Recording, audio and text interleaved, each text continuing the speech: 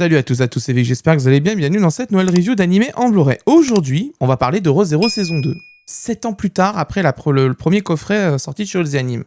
Alors vous allez vous dire, putain, ça a été long quand même. Hein. Bah oui, parce qu'il y a quand même eu beaucoup de choses qui sont passées entre deux. Entre la saison 1 où il y a eu les problèmes vidéo, le rachat de Kazé par Crunchyroll, la fusion de Kazé par Crunchyroll, la fusion de Funimation, Crunchyroll, Wakanim et toutes les entreprises liées ou de près ou de loin à Sony et de Aniplex, enfin tout ça dans une jaune vouchure. Enfin ça a été tout un bordel jusqu'à en arriver aujourd'hui à cette sortie du coffret saison 2. D'ailleurs on voit bien, c'est une sortie avec le logo Crunchyroll, mais c'est All the Anime qui le produit. Donc voilà. Et donc, 7 ans plus tard, on a cette saison 2. Alors, je vous avais expliqué sur la saison 1, il y a eu beaucoup de problèmes sur la qualité vidéo. Je vous remets des petites miniatures là ici en vidéo pour vous montrer quelle vidéo il s'agit. Il faut voir si vous voulez voir l'histoire de Re:Zero. J'avais fait 3 vidéos dessus. Une première pour le coffret partie 1 que voici. Que voilà, hein. Donc j'avais fait une première vidéo sur ce coffret-là qui a beaucoup de problèmes de toute façon. Hein. La première partie, c'est catastrophique. Deuxième partie, c'est mieux, mais c'est toujours pas trop ça quand même. Malheureusement, même le remplacement de disque aux États-Unis, ça n'a pas suffi à corriger les problèmes de Re:Zero. Donc, All the Anime n'avait pas remplacé les disques français parce qu'en plus, All the Anime Angleterre et Funimation partageaient les mêmes disques. Donc, c'était un gros problème. All the Anime France était exclu du workflow qui était imposé par Funimation parce que tout simplement, eux, ils faisaient leurs disques pour l'Angleterre et les États-Unis et All the Anime FR, c'est débrouillez-vous. Ça, c'est un gros problème, mais on reverra ça après. Alors, voici le coffret de la saison partie 2 qui est très importante d'ailleurs, cette partie 2, parce qu'il y a beaucoup de personnages qui apparaissent dans la série. L'histoire se développe comme pas possible. Il y a Ekidona qui est là, qui arrive enfin, justement, que j'ai en figurine d'ailleurs en plus, qui arrive enfin dans la série. C'est un des personnages clés de l'histoire de Re:Zero. Donc vraiment, cette saison 2 est vraiment très importante. C'est quand même cool qu'All Anime persiste à vouloir sortir, parce que les fans qui veulent voir quand même la série pourront quand même le voir en Blu-ray quand même. Ça là-dessus, voilà, ils pourront le faire. Alors, voici le coffret partie 2. Vous avez 2 parties. Quand vous achetez le coffret partie 1, vous avez la case collector que vous voyez ici. Là, ils ont fait le même système que la saison 1. Vous avez une case collector avec un visuel complet qui fait tout le tour du coffret, avec la mention Re:Zero saison 2 ici. Vous voyez ? Voilà, édition collector, donc j'insiste bien, c'est une édition collector. Donc vous avez un visuel tout autour, et à l'intérieur, vous avez du coup le coffret partie 1 ici à gauche, et l'emplacement pour la partie 2 à droite. Alors ils ont fait un truc, ça c'est bien, parce que en vrai, j'ai des gens qui sont là, « Oh mais du coup on peut pas les jeter parce que c'est trop bien, c'est designé ». Ils ont fait une case blanche.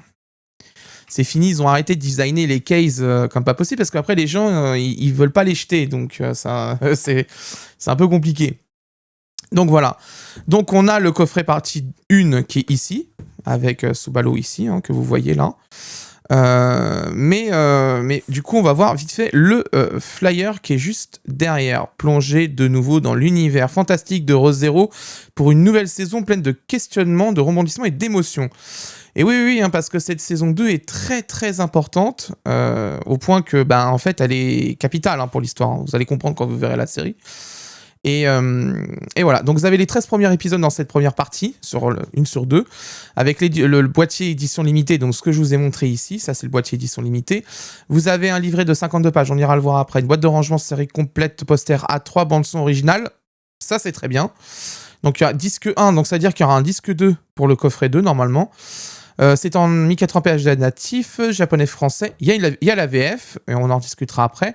Sous-titre français, durée totale 325 minutes environ. C'est disponible chez All the Anime en association à Crunchyroll. Et c'est vendu une 50aine d'euros avec la case collector, je précise bien, et l'OST. Donc vous allez regarder, on va regarder ça tout de suite.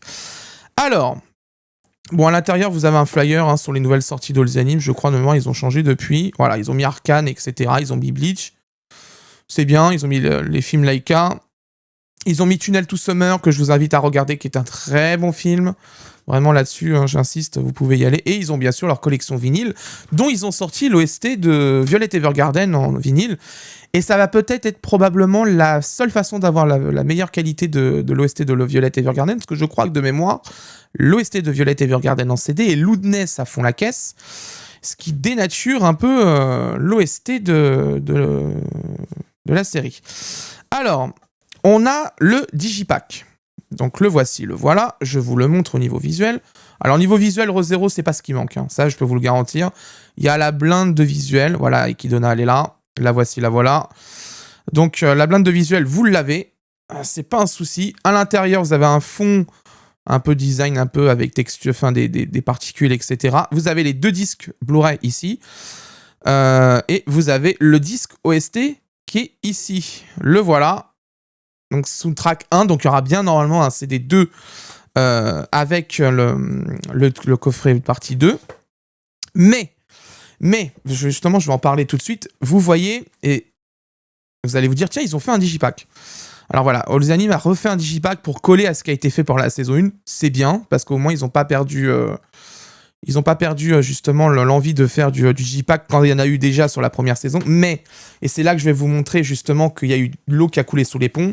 On va prendre le coffret partie 1 de Re:Zero. Et vous allez voir, le Digipack, c'était quand même un peu plus épais, hein, quand même. Hein. Un tout petit peu plus épais. Il n'y a pas photo. Hein. C'était un peu plus épais. Il n'y a pas à tortiller. Hein. Mais malheureusement, hein, comme je l'ai déjà dit, il y a eu la pandémie, il y a eu l'explosion du prix du carton. D'ailleurs, je pense une grosse partie du coffret au niveau du prix, hein, c'est ça en fait, hein, c'est le carton. Hein, c'est le carton du Digipack, c'est le carton au niveau... parce que là, il y a une couverture légèrement cartonnée, un peu soft touch qui est dessus. Le coffret, ils l'ont refait un peu épais, etc. Ça, c'est un coup, hein, de toute façon, faut pas rêver. Donc voilà. Donc, on va passer sur le poster, vite fait. Bon, c'est un poster en format... Voilà. Après, vous savez ce que j'en pense, les posters, ils sont pliés en 12 000. Voilà, c'est Ikidona. Voilà, Re:Zero saison 2. C'est un personnage que j'apprécie beaucoup d'ailleurs dans la série, qui est très intéressante. Et qui a une écriture même très très intéressante en réalité. Et derrière, vous avez rien du tout. Comme ça, c'est fait. Donc, on remet tout ça à l'intérieur. Mais voilà, donc ils ont quand même refait un Digipack. Ils ont fait quand même des efforts là-dessus, mais on verra que ça a un prix quand même là-dessus. Ça a un prix, mais on peut comprendre qu'avec la case collector, pourquoi ça vaut ce prix-là. On peut. Après, tout est relatif à on peut. Voilà. À l'intérieur du livret, vous avez l'introduction, les designs des personnages, etc. Voilà, hein, il y a pas mal de choses quand même. Donc, vous avez... Il est traduit en 2 langues, parce qu'en fait, hein, c'est une édition qui est déjà sortie chez Allsanime Angleterre. Donc, en fait, ils ont remis la traduction française dedans. Donc, voilà. Vous avez la présentation des personnages ici. Voilà. Avec Otto. Voilà. Vous avez tous les personnages qui sont là dispo dans cette saison 2. Voilà. Donc ça, c'est bien. Alors, il n'y a pas que ça, hein, évidemment, hein, bien sûr. Il n'y a pas que ça. Il y a des croquis de prod, des backgrounds, des artworks, etc. Ça, c'est cool. Il y a pas mal de choses, et notamment quelque chose qui, moi, m'intéresse beaucoup. Vous allez voir après. Parce que du coup, j'ai regardé quand même un peu, hein, mine de rien. J'ai pris le temps quand même de regarder. Vous avez quelques designs au niveau des objets, etc. Ici, voilà. Quelques key visual, regardez. Voilà, key animation, ici. Vous en avez quelques-uns ici.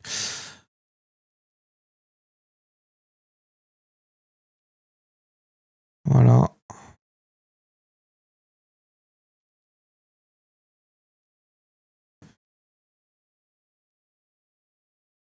Voilà. Donc c'était ça justement je voulais vous montrer, c'était les key visuals qui étaient là, qui étaient sympas quand même. C'est quand même sympa de les avoir parce que bon, hein, ça se négocie toujours, hein, ce genre de choses, mais comme d'habitude, hein, voilà, ça a un prix, hein, faut pas rêver. Donc du coup, vous avez le coffret partie 1, vous remettez, moi je mets toujours les flyers à l'intérieur, et vous mettez la case Space 2, hop, je la retourne parce qu'elle n'était pas dans le bon sens, voilà, voilà, et voilà. Donc vous avez le coffret collector, le voici, hein. Voilà, l'illustration est magnifique, hein, ça franchement, il n'y a rien à dire. Par contre, je crois... Ouais, voilà, c'est bien ce que je me disais. Ils n'ont pas fait de vernis sélectif parce qu'ils en avaient fait sur la saison 1. Vous voyez ici sur la case collector. Ils en avaient fait un petit peu, hein, quand même, sur les persos, etc. Là, ils en ont pas fait. Bah, je pense que ouais, le prix du carton a dû faire pioup, pioup, pioup, un petit peu au niveau budget. Parce que ça, je vous rappelle que c'est sorti en 2018. 2018 pour le coffret partie 1, 2019 pour la case collector qui est autour. Et on était bien avant la pandémie et la crise du carton. C'était un peu problématique. Par contre, un élément qui doit être pris en compte quand même, c'est que malgré que les animes aient gardé un form factor, etc., classique, etc., on a quand même un petit décalage qui s'invite quand même en hauteur. Je vous le montre vite fait. Attendez. Voilà. Voilà, vous voyez, le coffret est légèrement plus haut. Ça, c'est dommage quand même parce que ben, du coup, ça va faire que l'homogénéité dans le coffret, dans les vidéothèques va être un petit... Ah, quoique. Non, c'est légèrement plus haut. Hein. Très, très léger. Hein. Très léger. Ouais, c'est vraiment très léger. Il y a une très légère hauteur en plus. Hein, je suis bien au cul, là. Ouais, c'est bon. Ouais. Donc c'est très léger, on a une légère hauteur en plus. On le voit hein, clairement de toute façon ici, hein, on le voit clairement. Donc voilà, donc c'est pas non plus parfait là-dessus. Donc vous n'aurez pas une homogénéité parfaite sur les coffrets. C'est bien dommage. Maintenant, la question qu'on se pose, bah, c'est la qualité vidéo. Je vais pas vous mentir, j'ai déjà vu la série, je sais à quoi m'attendre. Dites-vous, c'est une série maudite. On va en parler, on va analyser tout ça. J'ai toutes les sources vidéo de toute façon en comparaison. Hein. C'est très documenté Re:Zero de toute façon, donc vous inquiétez pas. On va regarder ce qui se passe dedans. Dans la seconde partie de la review, on va analyser la vidéo, le son, la VF pour savoir ce qui est dans le niveau VF. On va vérifier la traduction, s'il y a les panneaux, s'il y a tout ça, les OST, etc. Enfin, on va tout vérifier. Et pour vous, ça sera dans quelques secondes. À tout de suite. Bon, j'ai pu comparer l'édition japonaise et notre édition. Voici mon avis. En ce qui concerne la définition, sur une définition de 1901 par 1080, FPS de 23,76, une compression en H264 et un débit vidéo qui avoisine en moyenne. Alors c'est très variable en fonction des épisodes, hein, parce qu'il y en a où il n'y a pas beaucoup de débit, il y en a d'autres qui ont beaucoup de débit, mais en moyenne c'est à peu près 13 mégabits par seconde. À comparo, le Blu-ray japonais est à 19, hein, c'est pour vous dire. Il y a 7 ans sortait la première saison de Re:Zero. Cela a été un des plus gros dossiers de la chaîne YouTube car on avait appris pendant ma review que toutes les éditions en Occident avaient de très très gros problèmes vidéo. Et ils étaient nombreux, color banding ultra prononcé, problème de colorimétrie, pixelisation, j'en passe. Les meilleurs, vraiment, il y en avait une chier de problèmes là-dessus. Sur la nôtre, c'était vraiment le combo d'ailleurs. Cela avait fait scandale à l'époque au point que Funimation avait décidé de rappeler les disques de la première partie. Comme All the Anime Angleterre, qui partagent les mêmes disques, ils avaient eu aussi un remplacement. Mais nous, en France, on était mis à l'écart des disques américains. Nous avons nos propres disques et dans la vidéo bilan un an après, j'avais annoncé qu'il n'y aurait pas de remplacement des disques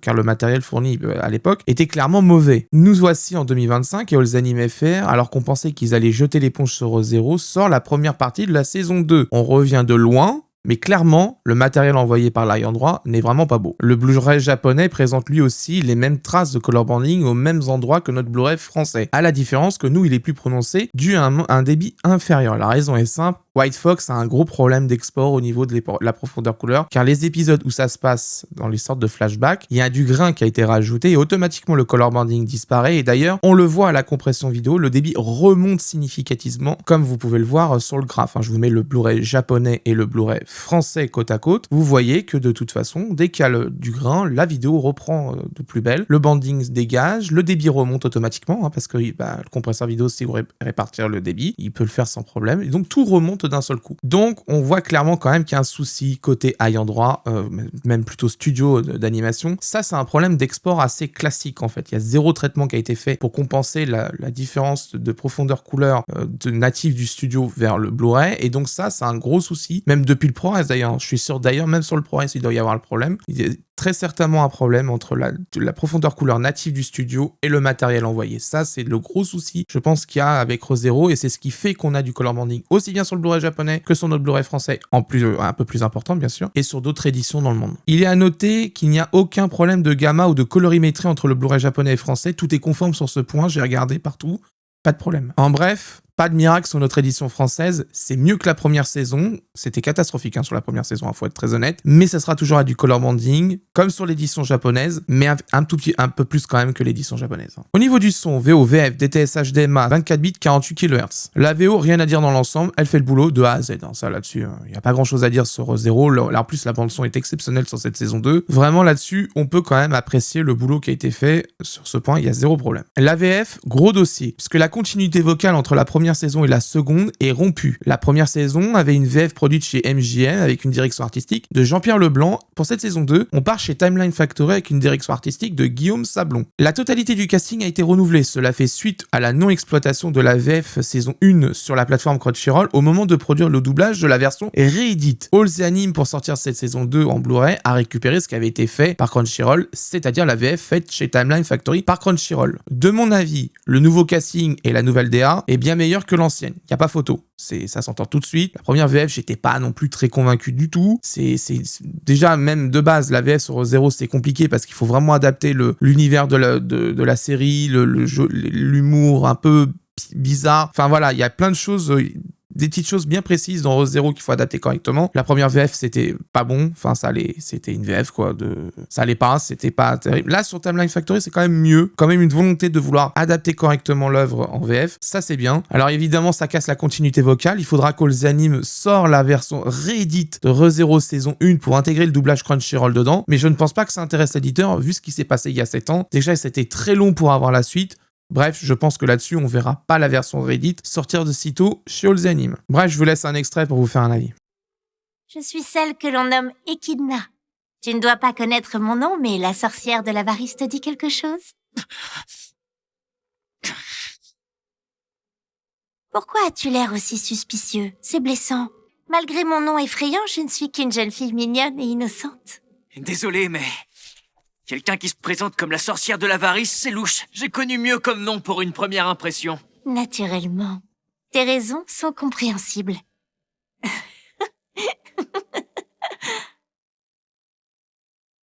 C'est quoi cet endroit? J'étais encore dans des ruines il n'y a pas si longtemps. C'est toi qui m'as téléporté? Tu commets une erreur. Je suis navrée. En vérité, ton corps n'a jamais été téléporté où que ce soit. Je t'ai simplement convié à venir prendre le thé. Quel genre de thé? Le thé d'une sorcière, évidemment. Est-ce que tu comptes rester debout dans l'herbe? Tu ferais mieux de t'asseoir avant que le thé ne refroidisse complètement. Bordel, j'y crois pas! Je vais le boire, ton fichu thé! Tu ne manques vraiment pas de courage. Le thé d'une sorcière ne passe pas facilement d'habitude. On sait tous les deux que si t'avais voulu me tuer, je serais plus qu'un tas de poussière éparpillée dans l'herbe. À part le goût horrible, je vois pas ce qu'il avait de spécial, ton thé. J'ai pourtant utilisé un ingrédient qu'on ne trouve qu'ici. Tu as bu l'un de mes fluides corporels. Mais t'es malade de faire boire aux gens des trucs aussi dégueux! On rencontre rarement des gens aussi singuliers. Tu as réussi à m'étonner, j'ai l'impression que je ne te fais aucun effet. Encore une qui est persuadée que sa beauté va rendre tous les hommes fous amoureux d'elle. Dommage pour toi, ça n'a aucun effet sur moi. J'ai déjà l'honneur de regarder la plus belle femme du monde tous les jours. Et il en faut plus pour me faire craquer. Donc, même si je te trouve trop mignonne, je te le dis, je suis pas fait pour toi. Ce n'est pas ce que je voulais dire. Normalement, je donne plutôt aux gens l'envie de vomir. Marrant, non? Non, moi je trouve pas ça marrant. Qu'est-ce que t'as prévu de faire de moi exactement? Je ne ferai rien de toi. Si tu es ici, c'est parce que tu l'as décidé. D'ailleurs, tu pourrais partir à n'importe quel moment. Mais le souhaites-tu vraiment?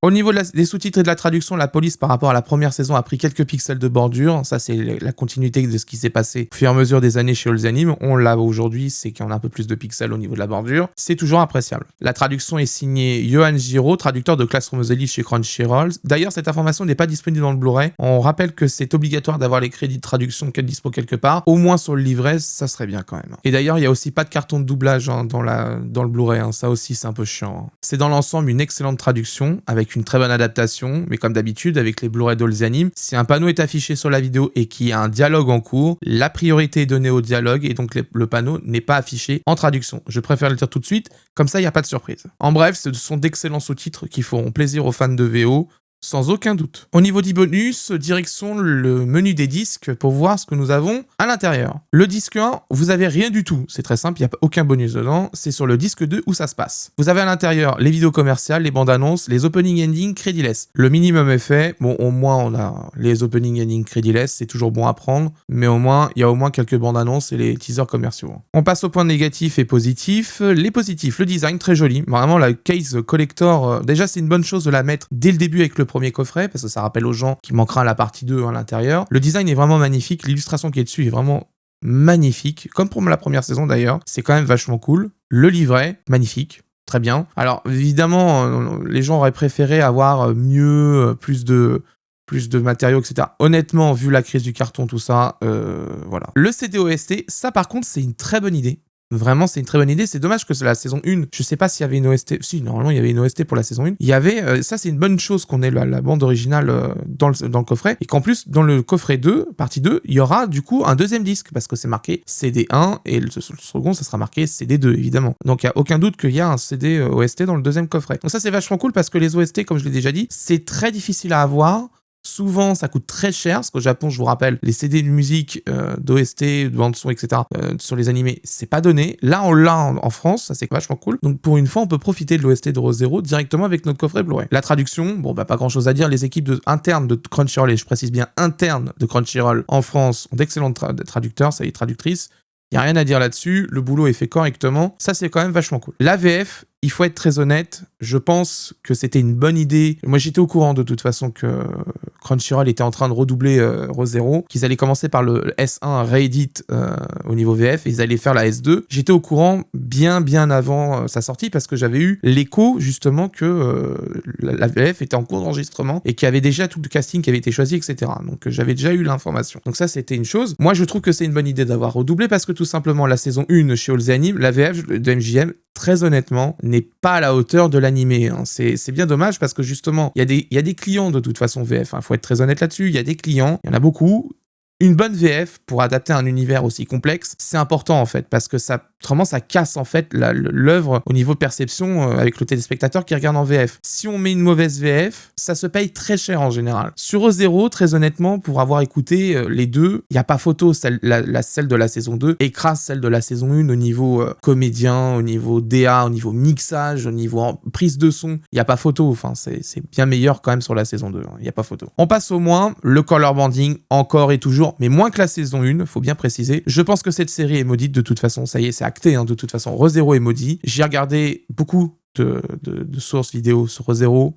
Toutes ont le même problème. Japonais, français, toutes les éditions ont des problèmes. Si on veut régler le problème, il faut faire un énorme desserring et là, ça va coûter très cher en détail. Le problème, c'est que les limitations techniques du Blu-ray d'être en 8 bits posent aussi problème quand même. On aurait été sur du Blu-ray Ultra HD 4K, déjà on a accès aux 10 bits. Donc déjà, on va avoir moins de problèmes pour récupérer des informations du ProRes par rapport à sa profondeur couleur. On va pouvoir commencer à s'en rapprocher. Que là, en être en 8 bits, ça nécessite de faire déjà un énorme traitement pour sa conversion ProRes vers H264 pour compenser toute la perte. Et là, déjà, ça va coûter cher. Ça va coûter extrêmement cher. Et c'est le gros problème, justement, de Re:Zero. C'est que de base, le studio ne fait pas le nécessaire pour traiter ses vidéos. Ça se voit en plus, hein, quand même, à quel point c'est violent parce que je vous l'ai dit, il y a un épisode où c'est pété de grains pour faire un effet rétro flashback et automatiquement, la vidéo va beaucoup mieux. Elle récupère du débit. Le compresseur H264 se sent bien mieux. Il sait où mettre le débit. C'est le problème des autres épisodes parce que c'est tellement lisse, tellement smooth un peu partout qu'il n'y a même pas...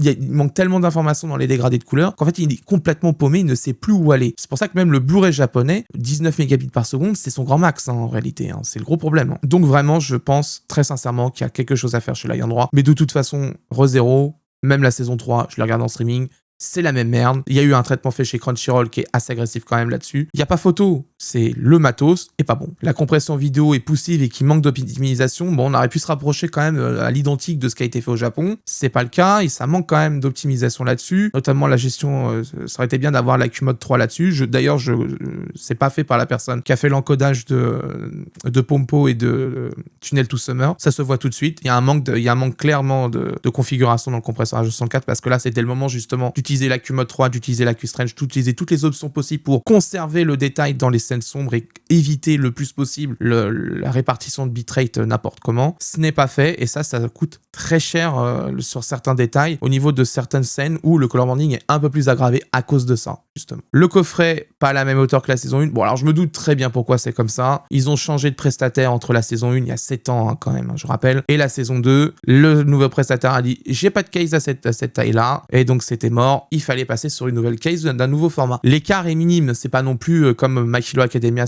d'une saison à l'autre où vraiment on voit la différence de taille est assez violente quand même. Là, c'est c'est raisonnable encore, et encore, hein, ça va faire grincer des dents de certains, moi le premier, mais c'est pas non plus passer de G2 à G1, ça va, quand même là-dessus, on est sauvé. Et le dernier point, et ça c'est plus une question que je vais vous poser à vous, parce que je sais que vous commentez souvent et vous réagissez souvent en review, est-ce que les fans sont encore là ? En fait, c'est ça le problème. Parce que là, ce qu'elle sortit aux Anime, c'est ce qu'on appelle sortir la momie, hein, ni plus ni moins. C'est une momie, hein, la licence Re:Zero en Blu-ray. Hein. Ça a été momifié, c'est resté 7 ans à l'état de mort au niveau commercial. Au niveau Blu-ray, il n'y a rien eu qui a été fait depuis, à part des promos sur le coffret saison 1. Il n'y a rien eu depuis. Hein. Donc, c'est le gros problème. Est-ce que les fans sont encore là pour acheter ce coffret ? C'est la question. Est-ce que ça va être rentable pour les animes de sortir cette saison 2 maintenant ? Parce que est-ce que ils le font parce que c'est une obligation légale et qu'ils se sont engagés à sortir ça, ou parce qu'ils ont vraiment envie de le sortir et on aura la saison 3 ? Ça, c'est l'avenir qui nous le dira. Je pense très sincèrement que les équipes d'Ozy Anime, s'ils sortent la saison 2, ils vont sortir la saison 3 aussi. Je me fais pas trop de soucis sur ce point, mais quand même, est-ce que les fans sont encore là ? Moi, j'ai l'impression que non, personnellement, parce que je pense que beaucoup sont passés à autre chose depuis pas mal d'années, se sont rangés sur le streaming de Crunchyroll, et ça peut coûter cher, hein, un éditeur, si justement les ventes sont trop faibles, hein, ça on le sait très bien, hein, ça peut coûter très cher. Est-ce que je vais vous recommander l'achat ? Ben, 55 € vendu sur Anime Store en précommande avec la case collector, hein, je précise bien, vous avez le coffret partie 1, le disque OST, la case collector que vous avez vu en unboxing, la première, c'est vendu 55 € en moyenne. Je pense que la deuxième partie sera un peu moins chère, ce qu'il n'y a pas la case collector de toute façon. Donc, voilà. Ça va être le choix que vous avez à faire. Est-ce que vous continuez Re:Zero en Blu-ray ? L'OST peut être un argument de vente. Ça, c'est vraiment un gros argument de vente, l'OST. Mais il n'y aura pas de miracle. Re:Zero est une licence maudite au niveau qualité vidéo, au niveau du matériel. Hein. C'est acté. Définitivement maintenant, on le sait. Le problème, c'est que est-ce que ce coffret saison 2, malgré la présence du banding en quantité quand même, va vous permettre de passer à l'achat, au moins pour le CD OST, ou pour le design du coffret, ou pour au moins conserver la série chez vous en physique. On sait très bien comment ça se passe avec le streaming maintenant. Une fois les droits expirés, il y a quelques années, voilà, ils ont 3 ans après la fin de la série, 3-5 ans. Si c'est pas renouvelé, ça dégage, ça sort de la plateforme. Ça va être là justement l'intérêt du Blu-ray. Mais à quel prix ? Voilà, ça va être la question. Est-ce que vous êtes prêt à mettre 55 € dedans ? Est-ce que vous préférez attendre ? Ou est-ce que vous êtes passé définitivement à autre chose et vous voulez pas regarder Re:Zero en Blu-ray ? Ça, c'est à vous de voir. Je vous mets de toute façon tous les liens en description pour acheter le coffret au meilleur prix. Pour l'instant, c'est Anime Store, celui qui te propose au moins cher en précommande. Est-ce que le prix baissera plus tard ? J'en sais rien. Ça, c'est à vous de surveiller comme d'habitude. Vous avez plein de sites pour le faire. Voilà, c'est la fin de cette review. J'espère qu'elle vous a plu. Prochainement, il y aura Urusei Yatsura, la série, vous savez, la hein, qui était adaptée, qui est le reboot de la série qui arrive en 2022. Chez nous, c'était plutôt connu sous le nom de Lamu, donc on va pouvoir faire la review là. C'est une série qui est très intéressante, produite chez David Productions, donc en général, David Productions, c'est quand même très sérieux au niveau réalisation, etc., animation et tout, donc on va voir ce que ça donne. Mais dans l'ensemble, je me fais pas trop de soucis quand même, c'est une très bonne série. Hein. Si vous souhaitez soutenir la chaîne, comme d'habitude, vous avez l'abonnement, le pouce bleu, la cloche, c'est important hein, si vous voulez être informé des reviews. En plus, je spamme pas les vidéos, donc vous pouvez y aller. Et vous avez l'espace commentaire si vous souhaitez réagir à la vidéo, comme d'habitude. Si vous souhaitez soutenir financièrement, vous avez le bouton rejoindre qui vous donne accès aux reviews en avant-première. Et vous avez les super merci si vous souhaitez me donner un pourboire pour remercier pour le travail effectué. Et je remercie toutes les personnes qui font des super merci et qui s'abonnent avec le bouton rejoindre. Ça fait plaisir, ça permet de soutenir les reviews. Et l'indépendance, hein. Bon, moi, celui-là, je l'ai reçu gratos. Heureusement, ça me permet quand même d'avoir un budget pour d'autres coffrets, hein, quand même. Parce que là, avec tout ce que sort Crunchyroll, il y a un raz-de-marée de Blu-ray qui arrive là cet été. Je peux vous dire que là, niveau coffret, je crois que c'est l'année où il y a le plus de trucs qui sortent. On en reparlera d'ailleurs en fin d'année hein, sur le bilan. Combien de coffrets sont sortis hors réédition ? Combien de coffrets sont sortis en 2025 ? Je pense qu'on va dépasser l'année dernière, hein, ça c'est sûr et certain. Là, Crunchyroll a enclenché la seconde, il y a plein de coffrets qui sortent. Ça commence à faire beaucoup hein, quand même. Hein. Là-dessus, ouais, il va falloir enquiller comme on dit. Hein. Quant à moi, je vous laisse et d'ici là, portez-vous bien. Ciao.